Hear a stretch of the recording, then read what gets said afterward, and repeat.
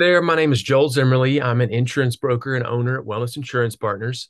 So, what we do is simplify the confusing topic that is health insurance and Medicare. And today, I just want to do a quick Medicare 101 video. I don't want to get too deep in the weeds, but I just want to hit the main points that you're going to want to know as you're turning 65, or if you're just over 65 and want to educate yourself more on the topic. Hopefully, this can be a good video for you. Like I said, I don't want to get too deep in the weeds, but just hit the things that are relevant to you. So, let's go ahead and get started.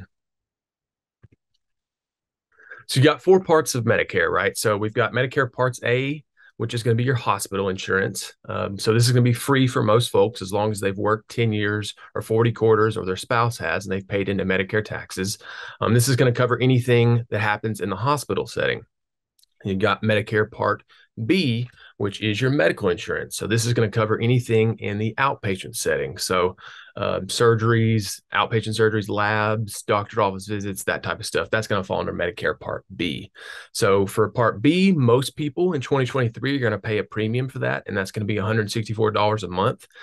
Some will pay more, some will pay less. I'll have a chart later in this video that shows. But that's the average cost for most people in 2023 is $164 a month for Medicare Part B. Now, Medicare Part C is also known as Medicare Advantage. This is an optional part of Medicare. So you don't have to get this, but it is something a lot of people choose. And that's something we'll talk about a little bit more in this video as well. And then you've got Medicare Part D as well, which Part D is just for prescription drugs. So if it's hard to remember, you can just think of D for drugs. So it's your prescription drug coverage. All right, so your Medicare open enrollment. So everybody's got an open enrollment period. It's also known as your initial enrollment period for Medicare. So this starts 3 months before your 65th birthday month. It includes your 65th birthday month, and it goes 3 months after. So what I like to recommend to folks is go ahead and sign up sometime in those 3 months before your 65th birthday month. That way it starts, your Medicare Parts A and B start on the first day of your 65th birthday month. So we go ahead and get it started then. Not have to worry about any late enrollment penalties or anything like that. Now, for those that are working past 65, which is more common these days, you don't necessarily have to enroll in Medicare Parts A and B when you turn 65. Now, the catch here is you want to make sure that your employer health insurance is creditable coverage in the eyes of essentially Social Security and the government. And one thing you want to make sure is that you have more than 20 employees at the job, because less than 20 employees, usually they're not going to consider that creditable coverage. And you may have to pay a penalty for enrolling in Part B and D later on. So we definitely want to avoid that.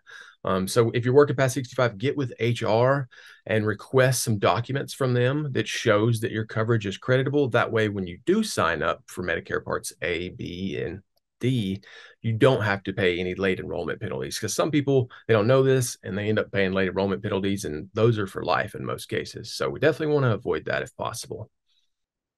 Now, again, if you're working past 65, a lot of times what I'll recommend folks do, especially if Part A is going to be free for them. So if they've paid into Medicare taxes for 10 years or their spouse has, just go ahead and sign up for Part A.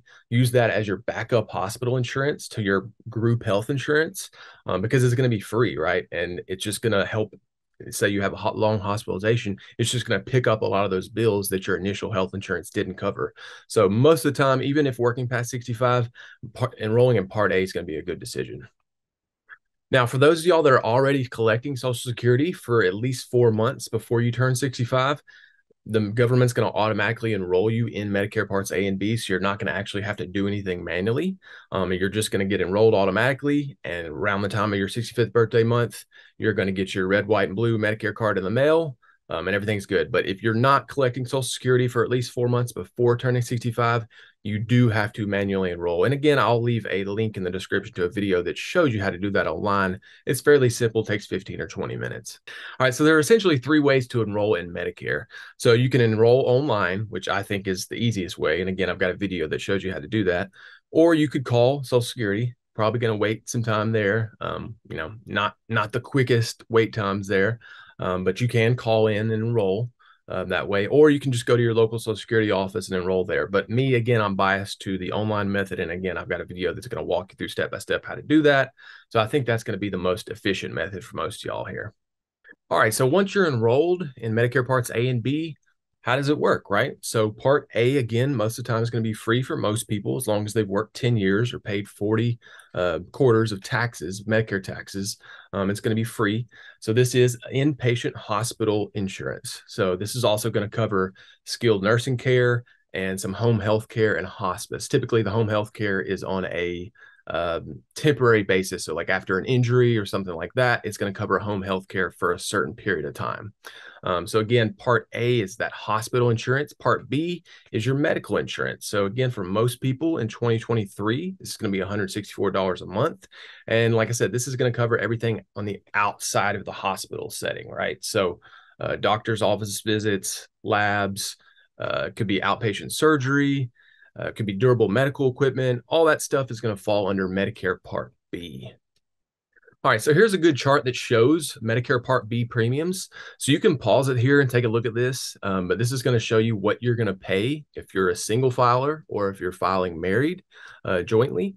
So like I said, most people are going to pay $164 a month here, but you can pause it and look at the different rates for different income levels. Now, if you are going to be subjected to something that's called IRMA, the income related monthly adjustment amount, which is where you pay higher for Part B, Social Security will send you a letter and let you know beforehand. Now, most of the time they're looking 2 years back at what your income was. So a lot of times people are not making what they were 2 years ago because they're looking at taxes from a couple years ago. So you sometimes will be subjected to a higher premium when you shouldn't be. So if that's the case, if you work with me, I'll help you appeal that. And most of the time, as long as you can prove that your income is different now because of a job change or some other, life event, Social Security will honor that and they'll lower your Part B premium to what it should be. Now, there's also something called a low income subsidy, or what we call LIS, and this can help with your Part B and Part D premiums if you qualify for it. So I'm going to leave a link in the description as well with more information on that. But that's something that if you qualify for, it can help you a lot with your premiums and your drug costs as well. I've seen so many people that take really expensive brand name drugs where qualifying for a certain level of LIS does help them tremendously. So I'm going to leave a link below in that, and you can read some more information there. But that's one way to get some of these premiums down. All right, so let's say you've enrolled in Medicare. You got Medicare Parts A and B now. What are your out-of-pocket costs, right? So I don't want you to get too deep in the weeds in these numbers here because this is if you stuck with original Medicare only, which almost nobody is doing these days. But let's just say you did. So what you're going to pay, for example, on the Part A side, you're hospitalized, you're going to pay $1,600. That's the deductible. And for the first 60 days, that's all you'll pay. Now, if you happen to have a bad time and you're hospitalized a long time, as you can see at day 61, it jumps up to $400 a day. Then at days 91, it jumps up to $800 a day. It can get quite expensive.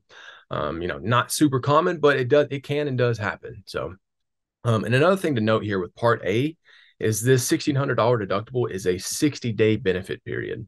So what that means essentially is, say you're hospitalized in January and then you're hospitalized again in April. You're going to have to pay that deductible again because Medicare structures the Part A benefit as a 60-day benefit period. So you can essentially be exposed to that deductible, unfortunately, multiple times a year if you're hospitalized more than 60 days apart. So another major hole here in Medicare Part A is skilled nursing, right? So this is something like if you fall and broke your hip, you need some skilled nursing care after that. The first 20 days are going to be free, which is great. But after 20 days, it goes up to $200 a day. So you can see this adds up pretty quick, and there's no cap on that. So this is definitely something we'd like to plug with either Medicare Supplement or a Medicare Advantage. All right, now, so what is the out-of-pocket cost of Medicare Part B? So Part B has an annual deductible. This year, it's $226 in 2023, which not bad at all, right? That's not what we're worried about here, but that is there. But the main thing that we have as far as a whole here is the 20% coinsurance. So essentially what this means is that Medicare is going to pay 80% of Part B costs, and you're going to pay 20%. Now, the important thing to know is that the 20% here is uncapped. So this is another reason most people choose to cap their medical exposure or their out-of-pocket medical expenses in one way or another, because most people are used to under 65 health insurance that has a max out of pocket. With original Medicare only, there is no max out of pocket, right? So that 20% could be 20% of $1,000, or if you're diagnosed with cancer, you're getting cancer treatments, or you have a heart attack, it could be 20% of several $100,000. And obviously you can, you don't have to do the math. That's going to be a lot of money there. So that's something we definitely like to cap, right? That 20%. All right, so because that's quite a bit of potential out-of-pocket costs with just original Medicare Parts A and B, most people choose to supplement their Medicare in one way or another. I really like this chart because it shows kind of the two-way street that you have. You have the Medicare supplement path and you got the Medicare Advantage path. So you can pause this and take a look at it, but essentially, let's just go ahead and talk about the Medicare supplement path first. So with Medicare supplement, you're going to enroll in Medicare original parts A and B. And then you're going to get a prescription drug plan. So this is going to be different for everybody. But this is working with a broker like myself comes in handy because we're going to be able to get you the Part D plan that works best for you. Then after that, we're going to get you a Medicare supplement. Now, the Medicare supplement here is going to cover all those gaps we talked about in original Medicare Parts A and B. So it's going to take care of that 20%, the hospital co-insurances, deductibles, that type of thing. Now, the important thing to know, and this is why it's so important to get this when you turn 65, is that when you turn 65 and you enroll in Medicare Parts A and B, once your Part B starts, you have a 6-month clock to get a Medicare supplement at a preferred rate without any medical underwriting. So what this means is the insurance companies can't ask you any health questions for that first 6 months after your Part B starts, and you can get a Medicare supplement at a preferred rate and not answer health questions. But if I've worked with people that waited and they missed that 6-month window after their Part B start date, and now they can't get a Medicare supplement because the insurance companies won't accept them, because that's where we have pre-existing conditions. All that stuff comes into play. So as long as you get this done in a timely manner, and like I said, you have a 6-month window after your Part B start date, they can't ask any health questions. You can get a Medicare supplement, and you'll get it at a preferred rate. So it's just really important to know that you want to get this right as you're turning 65 and not delay this. So if you take the Medicare supplement route, your coverage is going to be very comprehensive. You are going to pay more for this because you're still going to have to pay your Part B premium. Then you're going to have to pay your prescription drug premium. Then you're going to have to pay your Medicare supplement premium. And since there's no dental and vision, most people get some type of dental and vision as well. So you've got a more expensive option here, but the coverage on the back end is going to be very comprehensive. So I always like to say that if you take the Medicare supplement route, you're choosing to pay more on the front end for really, really good coverage on the back end. Whereas if you take the Medicare Advantage route, you're going to pay less on the front end, but you're going to pay more on the back end as you go and use it. All right, so the other route here is Medicare Advantage, or also Medicare Part C. So the way Part C works is essentially you still enroll in Medicare Parts A and B. You still have to pay your Part B premium, but this is more of an all-in-one option. Now, you are kind of privatizing your Medicare benefits in a way. But, and I've got a video that goes into Medicare supplements versus Medicare Advantage. And you can watch that. It's going to give you more detail there as far as the pros and cons of each.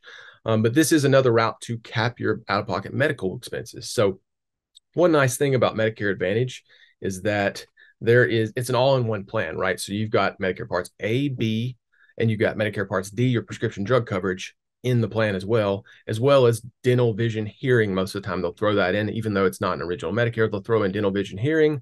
They'll throw in a lot of times an over-the-counter benefit for vitamins and supplements that's quarterly, and a free gym membership. So they'll throw in extra perks here.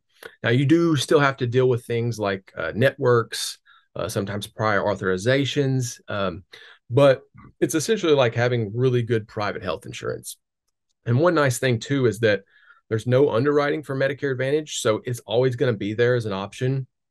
As you get older, you have more health issues, you're never going to get denied for a Medicare Advantage plan. It's always going to be there. And another nice thing is that for most people and for most places in the country, Medicare Advantage plans have a $0 premium. So you're still paying that Part B premium, which for most people this year in 2023 is $164 a month. But as far as that, after that, you don't pay anything else because your Medicare Advantage plan is free. So it's definitely, a more affordable option to still cap your out-of-pocket expenses, where, you don't have that 20% uncapped. You're still capping your hospital exposures and stuff, but you're going to pay more on the back end when you go and use it because there's things like copays like you have with private health insurance.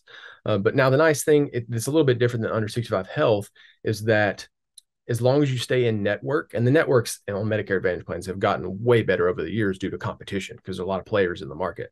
And the networks are a lot better. There's HMO networks, there's PPO networks, and the PPO networks of today are most of what we're writing, but the nice thing about it is as long as you stay in network, all you're going to pay is your copay. You can't get balance billed later for something that you got done. So you say you had an outpatient surgery or a doctor office visit, you're just going to pay whatever the copay is for that, and you're not going to get a bill later, which is nice because if you're coming from the under 65 world, you've probably been balance billed before, which you don't get on Medicare Advantage.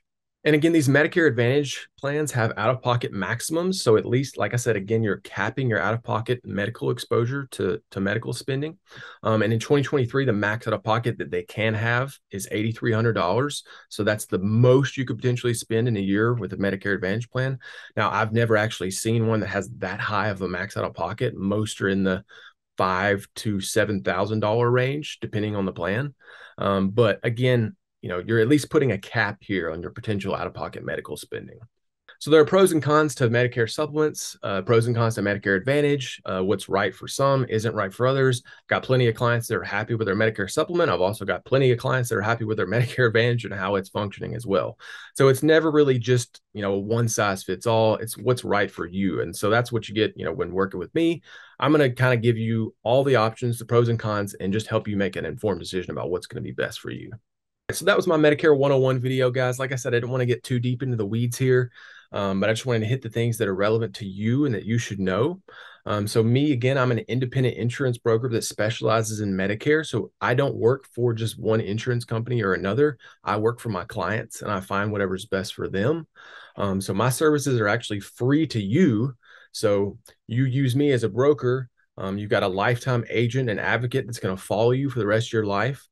As these things change, we're going to make sure you're in the best plan. So you're always going to have that support there. And again, it actually costs you no money at all to use a broker. So like I said, you work with us, you're always going to have somebody to follow you the rest of your life. And it's going to make sure you're in the best plan.